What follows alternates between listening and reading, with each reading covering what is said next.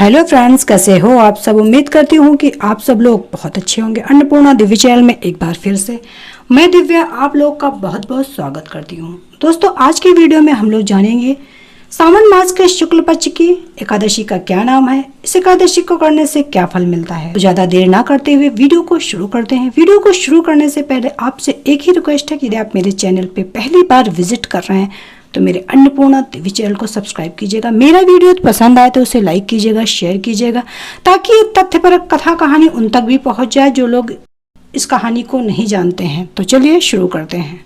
हिंदू धर्म शास्त्रों के मुताबिक सावन मास के शुक्ल पक्ष की एकादशी का नाम पुत्रदा एकादशी है और ये साल में 2 बार आती है। पहली पुत्रदा एकादशी का व्रत पौष माह के शुक्ल पक्ष की एकादशी तिथि को रखा जाता है, जबकि दूसरी पुत्रदा एकादशी व्रत सावन माह के शुक्ल पक्ष की एकादशी तिथि को रखा जाता है। सावन माह की पुत्रदा एकादशी को श्रावण पुत्रदा एकादशी व्रत कहते हैं। इस व्रत में भक्त संतान की प्राप्ति की कामना के लिए सच्चे मन से श्रद्धा पूर्वक भगवान विष्णु की पूजा करते हैं। इससे भगवान विष्णु प्रसन्न होकर भक्तों की मनोकामना पूरी होने का वरदान देते हैं। सावन माह के शुक्ल पक्ष की एकादशी तिथि को पुत्रदा एकादशी या सावन पुत्रदा एकादशी कहते हैं। पंचांग के अनुसार सावन माह की पुत्रदा एकादशी व्रत सावन माह के शुक्ल पक्ष की एकादशी तिथि को किया जाता है और इस बार ये 8 अगस्त को रखा जाएगा।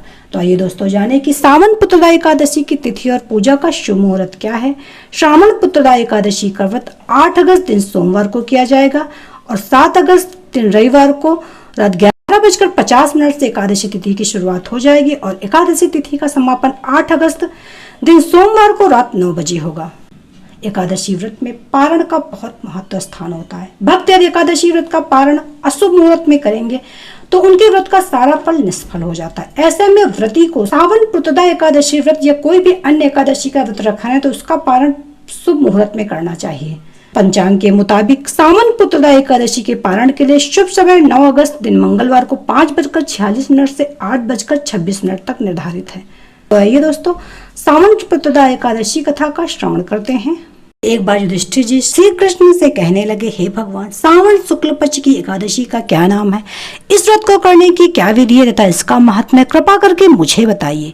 मधुसूदन कहने लगे, इस एकादशी का नाम पुत्रदा एकादशी है। अब आप शांति पूर्वक इसकी कथा सुनिए। इसके सुनने मात्र से ही वाजपेय यज्ञ का फल मिलता है। द्वापर युग के आरंभ में महिष्मती नाम की एक नगरी थी जिसमें महिजीत नाम का राजा राज्य करता था, लेकिन पुत्रहीन होने के कारण राजा को राज्य सुखदायक नहीं लगता था। उसका मानना था जिसके संतान न हो उसके लिए लोक और परलोक दोनों ही दुखदायक होते हैं।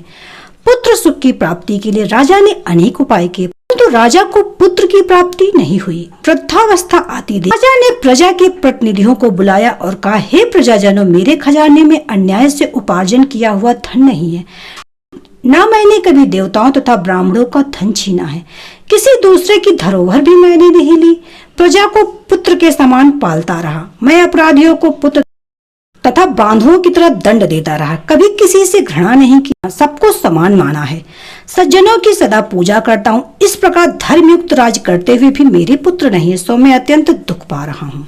इसका क्या कारण है। राजा महिजीत की इस बात को विचारने के लिए मंत्री तथा प्रजा के प्रतिनिधि वन को गए। वहां बड़े बड़े ऋषि मुनियों के दर्शन किए। राजा की उत्तम कामना की पूर्ति के लिए किसी श्रेष्ठ तपस्वी मुनि को देखते फिरते एक आश्रम में उन्होंने एक अत्यंत वयोवृद्ध धर्म के ज्ञाता बड़े तपस्वी परमात्मा में मन लगाए हुए निराहार जीते सनातन धर्म के गुण तत्वों को जानने वाले समस्त शास्त्रों के ज्ञाता महात्मा लोमश मुनि को देखा। सबने जाकर ऋषि को प्रणाम किया। उन लोगों को देखकर मुनि ने पूछा, आप लोग किस कारण से आए हैं। निस्संदेह मैं आप लोगों का हित करूंगा। मेरा जन्म केवल दूसरों के उपकार के लिए ही हुआ है, इसमें संदेह मत करो। लोमस ऋषि के ऐसे वचन सुनकर सब बोले, हे महर्षि, आप हमारी बात जानने में ब्रह्मा से भी अधिक समर्थ है, अतः आप हमारे इस संदेह को दूर कीजिए। महिष्मती पुरी का धर्मात्मा राजा महिजीत प्रजा का पुत्र के समान पालन करता है, फिर भी वह पुत्रहीन होने के कारण दुखी है। उन लोगों ने कहा कि हम लोग भी उसकी प्रजा हैं, उसके दुख से हम भी दुखी हैं। आपके दर्शन से हमें पूर्ण विश्वास है कि हमारा यह संकट अवश्य दूर हो जाएगा, क्योंकि महान पुरुषों के दर्शन मात्र से अनेक कष्ट दूर हो जाते हैं। अब आप कृपा करके राजा के पुत्र होने का कोई उपाय बतलाएं। यह वार्ता सुनकर ऋषि ने थोड़ी देर के लिए नेत्र बंद किए और राजा के पूर्व जन्म का वृत्तांत जानकर कहने लगे, यह राजा पूर्व जन्म में एक निर्धन वैश्य था। निर्धन होने के कारण इसने कई बुरे कर्म किए। एक गांव से दूसरे गांव व्यापार करने जाया करता था। एक समय ज्येष्ठ मास के शुक्ल पक्ष की द्वादशी के दिन मध्याह्न के समय वह जबकि 2 दिन से भूखा प्यासा था, एक जलाशय पर जल पीने उसी स्थान पर एक तत्काल की ब्याही हुई प्यासी गौ जल पी रही थी। राजा ने उस प्यासी गाय को जल पीते हुए हटा दिया और स्वयं जल पीने लगा, इसलिए राजा को यह दुख सहना पड़ा। एकादशी के दिन भूखा रहने से वह राजा हुआ और प्यासी गौ को जल पीते हुए हटाने के कारण पुत्र वियोग का दुख सहना पड़ा। सुनकर लोग कहने लगे कि हे ऋषि, शास्त्रों में पापों का प्रायश्चित भी लिखा है, अतः जिस प्रकार राजा का यह पाप नष्ट हो जाए, आप ऐसा कोई उपाय बतलाएं। लोमश मुनि कहने लगे कि श्रावण शुक्ल पक्ष की एकादशी, जिसे पुत्रदा एकादशी कहते, तुम सब लोग उसका व्रत करो और रात्रि को जागरण करो, तो इससे राजा का यह पूर्व जन्म का पाप अवश्य नष्ट हो जाएगा। साथ ही साथ राजा को पुत्र की अवश्य प्राप्ति होगी।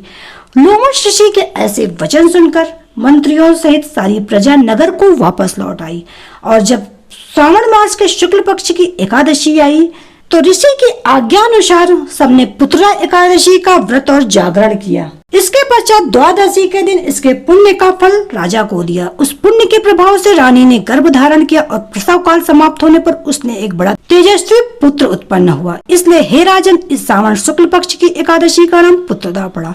अतः संतान सुख की इच्छा हासिल करने वाले इस व्रत को अवश्य करें। इसके महात्म्य को सुनने से मनुष्य सब पापों से मुक्त हो जाता है और इस लोक में संतान का सुख भोग कर परलोक में स्वर्ग को प्राप्त होता है। तो दोस्तों, ये थी सावन मास के पुत्रदा एकादशी की व्रत का। शास्त्रों के अनुसार पुत्रदा एकादशी व्रत जो व्यक्ति श्रद्धा के साथ करता है, वह श्री हरि उस व्यक्ति की शीघ्र ही सभी मनोकामनाएं पूर्ण कर देते हैं। दोस्तों, ये थी सावन मास के शुक्ल पक्ष की पुत्रदा एकादशी की व्रत कथा। पूजा का शुभ मुहूर्त और कब पड़ेगी इस बार पुत्रदा एकादशी। तो उम्मीद है कि आपको ये वीडियो पसंद आया होगा। वीडियो पसंद आए तो वीडियो को लाइक, चैनल को सब्सक्राइब। तो मिलते हैं एक नई वीडियो में कुछ नया लेके, तब तक के लिए bye bye. Subscribe now and press the bell icon. Never miss an update.